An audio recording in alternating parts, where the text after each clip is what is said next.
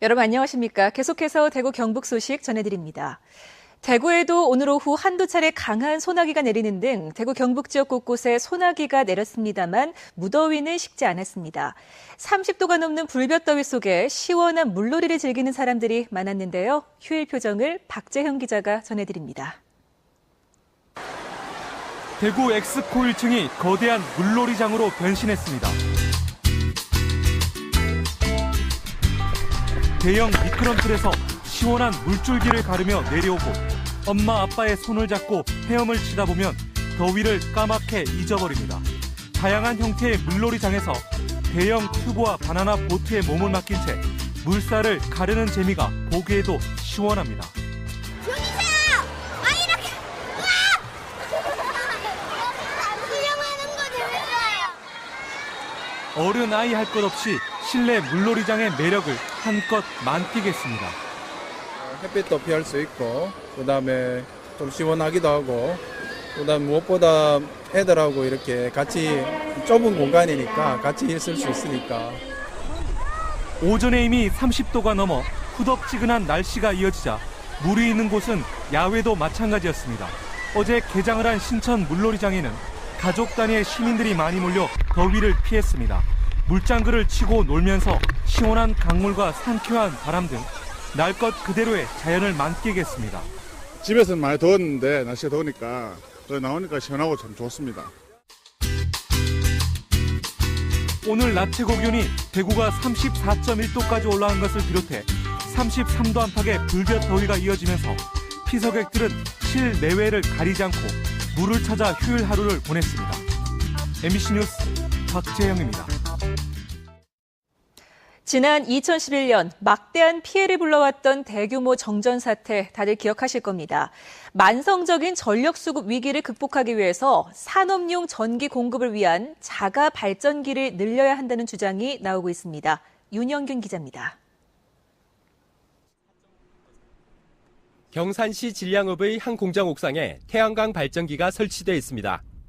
이 태양광 발전기가 하루에 생산하는 전력은 약 400kW. 이 공장 전기 사용량의 50분의 1에 해당합니다. 웬만한 가정이라면 60가구가 충분히 사용할 수 있는 양입니다. 공장에서 지금 사용하고 있지 않는 공간인 지붕을 활용해서 지금 전력난에 대비하기 위해서 저희들이 설치하게 됐습니다. 대구와 경북 지역에 이렇게 발전기를 따로 설치한 공장은 2,900여 곳. 우리나라 전력 소비에서 산업체가 차지하는 비중은 50%가 넘습니다. 하지만 이렇게 자가 발전기를 설치하는 공장은 4.9%, 실제 발전량은 4.2%에 불과합니다. 그나마 친환경 에너지가 아닌 화력 발전이 대부분이어서 높은 비용 부담 때문에 정전이 났을 때를 제외하고는 평소에는 거의 사용하지 않고 있습니다. 공급 측면에서는 이 가스 발전 같은 것을 좀 수요지 근처에다 집어넣어가지고 공급의 안정성을 높이면 배발전은 결국은 가스를 주로 많이 사용할 수밖에 없거든요. 유류세 인하나 전기요금 현실화 등과 더불어 자가발전 확대를 유도하는 정부의 적극적인 지원 대책이 필요하다고 전문가들은 제안하고 있습니다. MBC 뉴스 윤영균입니다.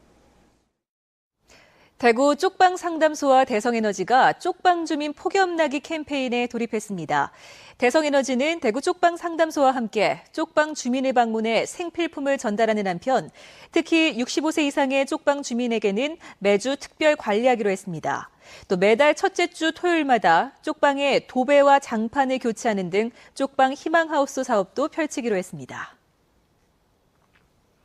대한결핵협회 대구 경북지부는 결핵에 걸린 학생 상당수가 완치되지 않은 상태에서 치료를 중단하는 사례가 많아 결핵 재발의 원인이 되고 있다고 밝혔습니다. 이에 따라 올해 대한결핵협회에서 실시하는 학생 흉부 엑스레이선 검진에서 결핵 환자로 최종 진단을 받은 학생은 해당 학교나 보건소에 지원비 신청을 하면 최대 100만 원까지 지원받게 됩니다.